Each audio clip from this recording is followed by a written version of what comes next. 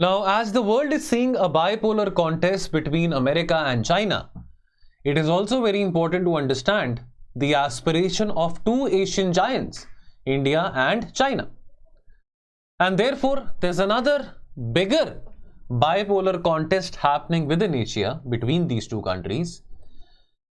And अक्सर इस context में हमने कुछ ऐसी टर्म्स सुनी होंगी like the string of pearls policy.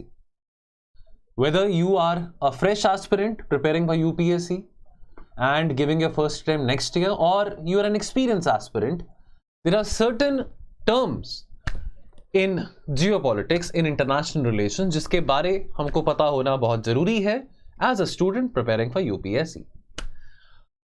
सो दोस्तों, स्वागत करता हूं आपका इस वीडियो में. मैं कुबेर, और आज के इस नेबरहुड सीरीज लेक्चर में, क्योंकि मंडे से लेके सैटरडे तक हमने आईआर का नेबरहुड सीरीज लेक्चर की ये सीरीज चलाई थी, आज के इस लेक्चर में हम बात करेंगे स्ट्रिंग ऑफ पर्ल्स पॉलिसी के बारे. What is string of pearls? और स्ट्रिंग ऑफ पर्ल्स जो पॉलिसी है डेफिनेटली चाइना के द्वारा बनाई गई है, इसका रिस्पॉन्स क्या है जो कि भारत के द्वारा बनाया गया है. ये सब बातें विस्तार से डिस्कस करेंगे, क्योंकि ये सब बातें हम बहुत डिटेल में हम अपने पेड कोर्सेज में डिस्कस करते हैं. तो आइडिया यही है कि आपको थोड़ा सा शोकेस कर सकें कि किस तरह का कंटेंट है हमारा और किस तरह से हम चीजों को एनालाइज करते हैं. Now, string of pearls policy layman term में समझे तो एक थ्योरी है कि भाई चाइना की जो आदत है भारत के ही नेबरहुड में, भारत के नेबरहुड के इंटरनल मैटर्स में इंटरफेयर करने की, यानी कि इंडिया को इंडियन ओशन में घेरने की जो स्ट्रैटेजी है उसको हम स्ट्रिंग ऑफ पर्ल्स पॉलिसी कहते हैं. तो string of pearls refers to a geopolitical theory which refers to the intentions of China to encircle India in the Indian Ocean region. In the Indian Ocean region, as we know, India enjoys a good dominance. Indian Ocean region, which stretches as far as from the Strait of Malacca to the Strait of Hormuz. Let me also tell you, a lot of trade, a lot of cargo passes through the Indian Ocean region. A lot of cargo passes through these important choke points which I've talked about, which is the Strait of Malacca and the Strait of Hormuz. A lot of oil maritime trade also passes through this region. और China की कोशिश रही है पिछले 20-22 सालों से Indian Ocean region में अपना नेवल डोमिनेंस बढ़ाने के लिए, और एक तीर दो निशाना, यानी कि इंडियन ओशन रीजन में चाइना का नेवल डोमिनेंस बढ़े, चाइना कंट्रोल रख सके ऐसे इंपॉर्टेंट चोक पॉइंट्स पे like straight of Malacca, straight of Hormuz, और साथ के साथ भारत को उसी के नेबरहुड में इंसर्कल करे. This doctrine has been discussed and debated for many years, and in fact Bharat की जो फॉर्मर लुक ईस्ट पॉलिसी थी और आज के टाइम पे जो एक्ट ईस्ट पॉलिसी है, ये भी एक तरह से एक जवाब है, नॉट कंप्लीटली बट एक तरह से एक आंसर है, एक रिस्पॉन्स है to the Chinese string of pearls policy. We'll also talk about a very interesting response towards the string of pearls by India, which is the necklace diamond policy, just in a very brief time. So इस video को and तक जरूर देखिएगा. Now, string of pearls policy. अब यहां पे आप देख सकते हैं कि कैसे चाइना पोर्ट्स बना रहा है भारत के नेबरहुड में, चाहे वो ग्वादर पोर्ट है, चाहे वो मालेम यानी कि मालदीव में पोर्ट बनाना हो, चाहे वो कोलंबो पोर्ट हो, हैम्बनतोता पोर्ट हो, चाहे वो चिटागोंग पोर्ट हो, या चाहे वो म्यांमार में ख्वाकफाओ पोर्ट हो. तो चाइना कोशिश कर रहा है इंडिया को इंडियन ओशन रीजन में इंसर्कल करने के लिए. अब इस टर्म को कॉइन 2005 में किया गया था, लेकिन चाइना इस स्ट्रैटेजी को उससे पहले फॉलो करते आ रही है. इस थ्योरी के जो प्रोपोनेंट्स हैं उनका यह कहना है कि पिछले काफी सालों से, चलो चाइना अब ज्यादा अमीर हो गया है, चाइना के पास ज्यादा पैसे हैं, ये one belt one road, belt and road initiative etcetera etcetera, लेकिन चाइना काफी सालों से अच्छे डिप्लोमेटिक संबंध बनाने की कोशिश कर रहा है भारत के पड़ोसी देशों के साथ और इंडियन ओशन आइलैंड कंट्रीज के साथ भी. चाइना ने पिछले काफी सालों में, खास करके पिछले 10-12 सालों में, करोड़ों में पैसे दिए हैं under the garb of infrastructure development. Defence deal sign करी हैं बहुत सारे देशों के साथ, और चाहे वो पाकिस्तान है, ग्वादर पोर्ट, श्रीलंका है, हैम्बनतोता कोलंबो पोर्ट, बांग्लादेश है, चिटागोंग पोर्ट, या म्यांमार की बात करें सितवे एंड क्योगपो पोर्ट. जहां जहां चाइना ने अपना पैर रखा है वहां वहां उस देश का नुकसान ही हुआ है, उस देश का कल्याण नहीं हुआ, उस देश का नुकसान ही हुआ है. आज देखिए पाकिस्तान की क्या हालत है, श्रीलंका की हालत देखिए कितनी बुरी है। Look at what is happening in Myanmar. जहां जहां पे चाइना ने पैसे दिए हैं वहां वहां पे वो पैसे फ्री में नहीं दिए हैं। चाइना फ्री लंच नहीं बांटता, फ्री लंच या फ्री ब्रेकफास्ट नहीं बांट रहा। चाइना बदले में इन देशों के इंटरनल पॉलिटिकल और सिक्योरिटी मैटर्स में भी दखलंदाजी करता है। यह देखा जाता है as a large scale naval expansion of the people liberation army navy of China. और लेकिन काफी ये भी कहते हैं, काफी लोगों का, जो स्ट्रेटेजिक कम्युनिटी में जो लोग हैं, जो कॉलमनिस्ट हैं, उनका ये भी कहना है कि ये जो पोर्ट्स हैं, Gwadar port, Colombo port, Hambantota port, इन सब पोर्ट्स में चाइना का एक अल्टीरियर मोटिव है परमानेंट नेवल बेसिस बनाने का। और यदि इन पोर्ट्स पे नेवल बेसिस बनती हैं चाइना के द्वारा, तो भारत की सुरक्षा के लिए सोचने की बात है। यह भारत की सिक्योरिटी के लिए बहुत थ्रेटनिंग बात है, क्योंकि इस रीजन में, इंडियन ओशन रीजन ज्योग्राफी में पढ़ते हो आप, triangular in shape, Indian Ocean region में इंडियन नेवी काफी अरसे से डोमिनेंस बनाने की कोशिश कर रही है। और कहीं ना कहीं क्योंकि बात इंडियन ओशन की आई है, और आजकल इंडो पैसिफिक रीजन की भी बात करते हैं, the region between the Indian ocean and the Pacific ocean, तो कहीं ना कहीं अमेरिका का भी इंटरेस्ट यहां पे इन्वॉल्व हो जाता है। एक rising dominant China is not only a threat for India but also a threat for America. Now do we have any evidence कि चाइना की जो नेवी है वो यहां पे परमानेंट नेवल बेसिस बनाना चाह रही है? No, we don't have evidence. We don't have any evidence कि चाइना इन पर्टिकुलर पोर्ट्स में जो डेवलपमेंट कर रहा है कि वहां पे नेवल बेसिस बन रहे हैं। ऑन दी कॉन्ट्ररी, चाइना का ये कहना है दैट देखो, अब हम एक बहुत वास्ट लैंड है, बहुत सारे लैंड लॉक्ड हमारे यहाँ पे प्रोविंसेस हैं, और हमको मैरिटाइम ट्रेड रूट्स का लिंकेज मिलता है to the Indian Ocean by developing these ports. तो चाइना कह रहा है यार तुम्हें क्या प्रॉब्लम है, अगर मैं यहाँ पे मेरे पैसे मैं कहीं मर्जी लगाऊं, मैं ग्वादर पोर्ट पे लगाऊं, मैं चिटागांग पोर्ट पे लगाऊं, मैं हैम्बनतोता पोर्ट पे लगाऊं, मैं किसी मर्जी पोर्ट पे लगाऊं, मेरे पैसे हैं, let me put that money. Why am I putting that money? So that the mainland China can get access to important maritime trade routes in the Indian Ocean, and so that China on the other hand also wants to secure the access to oil supplies which are passing through the Indian Ocean region, primarily through the Strait of Malacca and the Strait of Hormuz. This is a cause of concern for India, because repeatedly China has been conducting military drills and surveys in the Indian Ocean waters. अगर Chinese ships involve हैं Indian Ocean region में, intelligence gather कर रहे हैं या military drills carry कर रहे हैं, इसके चलते सिग्निफिकेंट सिक्योरिटी थ्रेट्स भारत को हैं। भारत के न्यूक्लियर इंस्टॉलेशंस को भी बहुत सिक्योरिटी थ्रेट्स हैं from these naval activities of China. So what is the challenge for India? Now India has to monitor very vigilantly these emerging threats. Now after so many years, 60-65 years, it is often said that oh, it is the fault of Nehru that this India-China whole business happened, this India-China war happened. Nehru was very optimistic, he was very idealistic, etc., etc. But now there is also a question of credibility of the present leadership, so as we can monitor these emerging threats coming from China. We have to take these challenges head on, and we have to answer China with a bloody sword. India and the other major powers like America, Japan, Australia, they are developing alliances. Quad बना है, AUKUS बना है, China के इस naval dominance को रोकने के लिए, rules based international order uphold करने के लिए. Geopolitical action needs to be aimed at improving ties with the countries in the Indian Ocean region. So therefore, you must have heard in 2015, Modi ji had coined a term, Sagar, security and growth for all in the region. This term was coined in the context of the Indian Ocean region and the countries lying on the periphery of the Indian Ocean.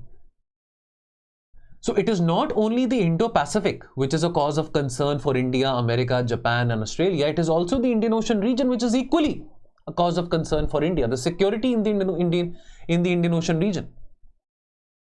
And India may also be a prerequisite for the political and diplomatic involvement of the west coastlines in order to strategically undermine China. तो एक बार मैं यहाँ पे आपको छोटा सा homework दे रहा हूँ. I love giving you homework just to see that आप कितने अच्छे बच्चे हैं, कितना सिंसियरली लेक्चर सुन रहे हैं. वो यही होमवर्क है कि आपने कुबेर सर के इस वीडियो पे कमेंट करना है कि मैंने पाकिस्तान का वो कौन सा पोर्ट है, श्रीलंका का वो कौन सा पोर्ट है, बांग्लादेश का वो कौन सा पोर्ट है, म्यांमार का वो कौन सा पोर्ट है, जिनका मैंने अभी नाम लिया है स्ट्रिंग ऑफ पर्ल्स पॉलिसी के चलते. वैसे तो आपके सामने पोर्ट्स का नाम लिखा भी हुआ है, बट अच्छे बच्चों की तरह आप यहाँ पे कमेंट करेंगे यदि आप वीडियो अटेंटिवली सुन रहे हैं. तो string of pearls policy India को कैसे इंपैक्ट करती है?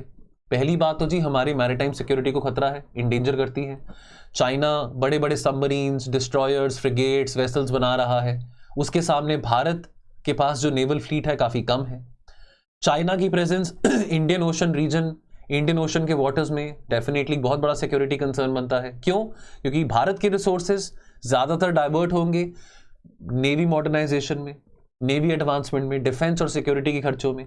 और अगर कोई बुरी बात नहीं है सिक्योरिटी और नेवी मॉडर्नाइजेशन में खर्चा करना, लेकिन अगर हमारे इतने सारे खर्चे डिफेंस नीड्स के लिए जाएंगे तो फिर हम अपना पोटेंशियल इकोनॉमिक ग्रोथ कैसे रीच कर पाएंगे, हम अपनी इकोनॉमी को कैसे उस हाइट पे लेके जा पाएंगे, उस शिखर पे लेके जा पाएंगे, यदि हम जो पैसा सरकार के पास आ रहा है और वो सारा का सारा का डिफेंस में ही जा रहा है. सोचने की बात है.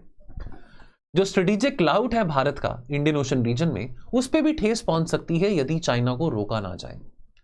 China doesn't have any geographical openings. आप मैप देखो, इंडिया की जो जोग्राफिकल ओपनिंग है ना, अरेबियन सी है, बे ऑफ बंगाल है, लेकिन चाइना के पास कोई जोग्राफिकल ओपनिंग नहीं है इन द इंडियन ओशन. और स्ट्रिंग ऑफ पर्ल्स पॉलिसी ही एकमात्र पॉलिसी है जो कि चाइना को हल्लाशेरी दे रही है और चाइना को इंडिया को इंडियन ओशन रीजन में इंसर्कल करने में कामयाब हो रही है.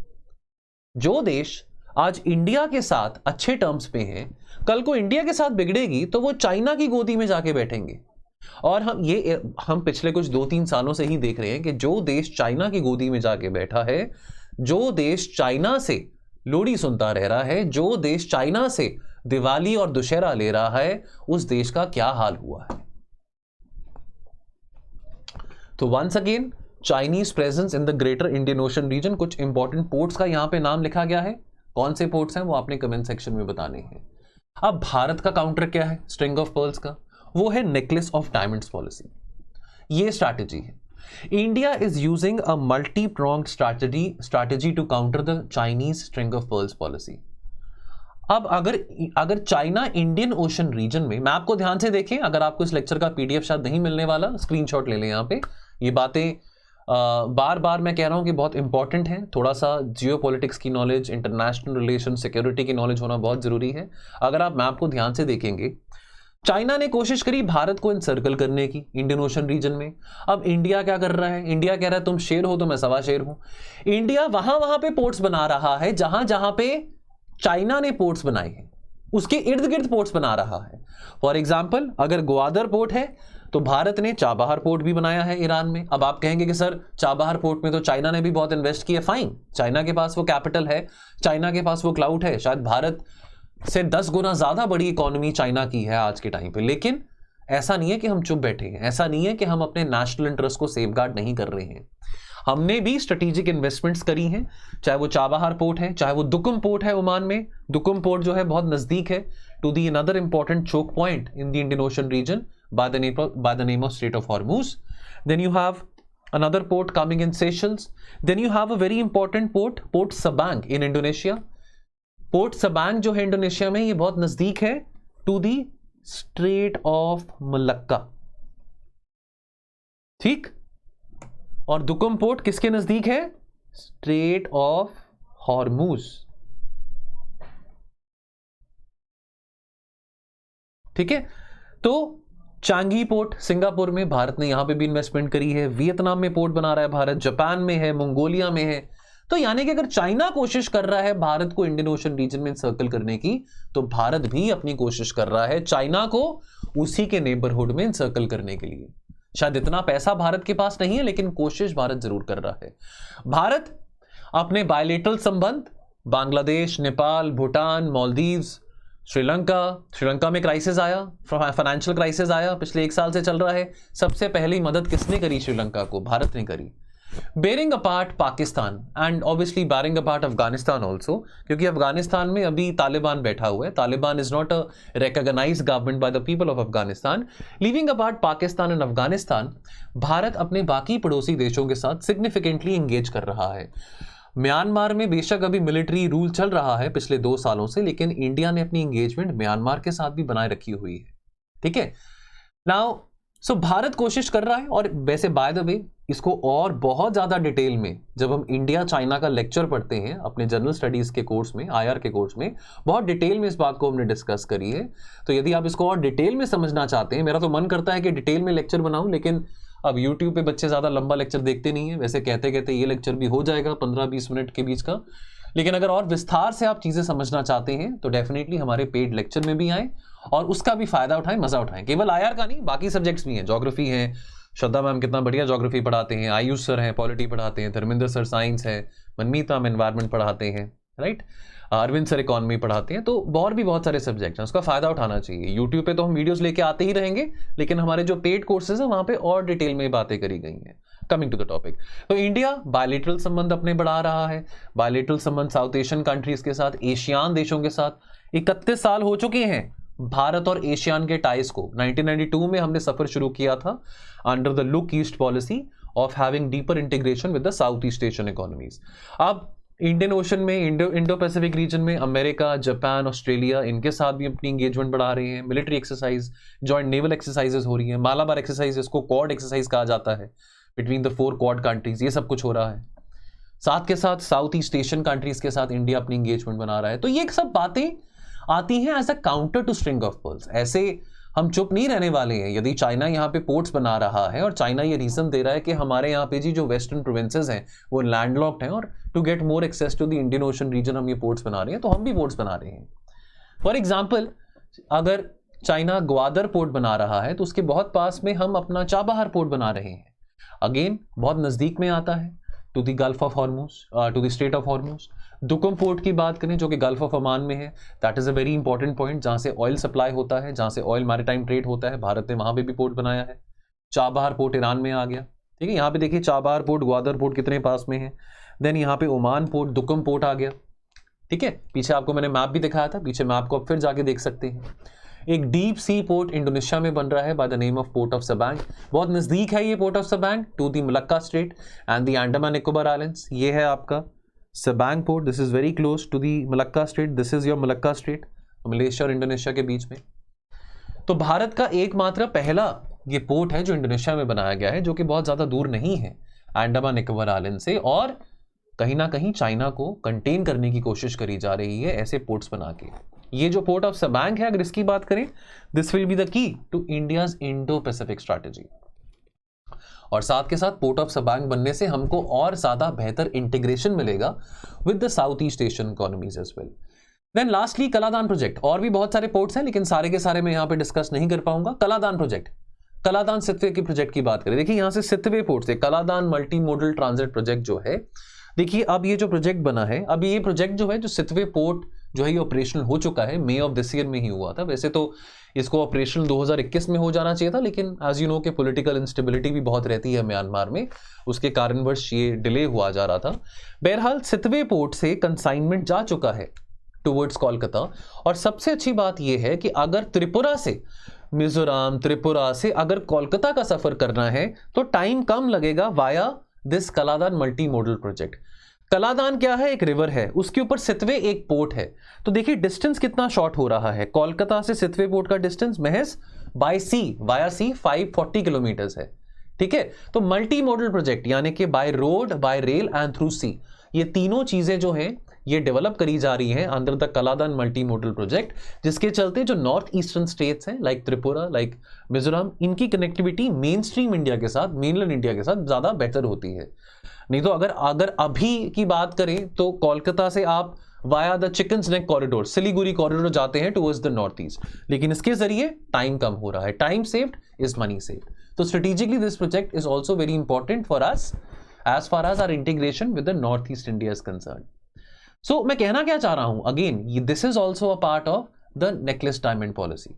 वाई? बिकॉज चाइना ने म्यांमार में भी एक पोर्ट है, ख्वाकपा पोर्ट है, जो डेवलप किया है.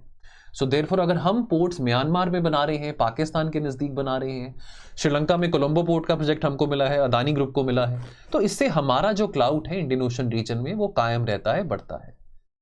तो दोस्तों ये सब बातें हमने इस वीडियो में करी। वीडियो थोड़ा लंबा चला गया, 20 मिनट का, वैसे तो कहने को फ्यू मिनट सीरीज है, बट इंफॉर्मेटिव था, उम्मीद करता हूं इंफॉर्मेटिव था। इंफॉर्मेशन की कोशिश रहती है कि ज़्यादा से ज़्यादा इम्पार्ट करें। और डिटेल में दोस्तों अगर आप हमारे साथ जुड़ना चाहते हैं, डिटेल में आप हमारे एक्सपर्ट फैकल्टीज़ का फ़ायदा और उपलब्धि लेना चाहते हैं, तो आइए जुड़िए general studies for UPSC 2024 mentorship programme में।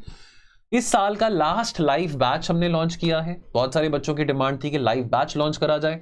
लाइव बैच में बच्चा और टीचर सामने बैठे होते हैं तो बच्चे को ज़्यादा अच्छा ग्रास्प होता है, बट प्री रिकॉर्डेड लेक्चर्स भी हैं। यदि आप लाइव नहीं जुड़ना चाहते हैं, आप बिजी हैं, आपके स्केड्यूल में टाइम नहीं है, तो बाद में प्री रिकॉर्डेड भी आप देख सकते हैं। बहुत सारा कंटेंट मिलने वाला है आपको general studies for UPSC 2024 mentorship course में, जहाँ पे एसए का कंटेंट भी आपको मिलेगा। एसए वैसे मैं खुद ही पढ़ा रहा हूँ और एसए का मेंटरशिप प्रोग्राम भी आपको इसमें मिलेगा, वो मैं लीड कर रहा हूँ। और बहुत कुछ है, daily subject wise daily current affairs हैं, केवल पीडीएफ के फॉर्म में नहीं, वीडियो फॉर्मेट में भी हैं। खूब सारे क्वेश्चंस हैं, एमसीक्यूज हैं, प्रीलिम्स की टेस्ट सीरीज हैं, मेंस के क्वेश्चंस हैं। जिस जिस पहाड़ के नज़दीक आप पहुंचेंगे, प्री के नज़दीक पहुंचेंगे, तो आपको प्रीलिम्स की टेस्ट सीरीज कहीं और से लेने की जरूरत नहीं पड़ेगी, इसी कोर्स में आपको मिलेगी। मेंस के नज़दीक पहुंचेंगे तो आपको मेंस की टेस्ट सीरीज मिलेगी, मेंस के खूब सारे क्वेश्चंस मिलेंगे।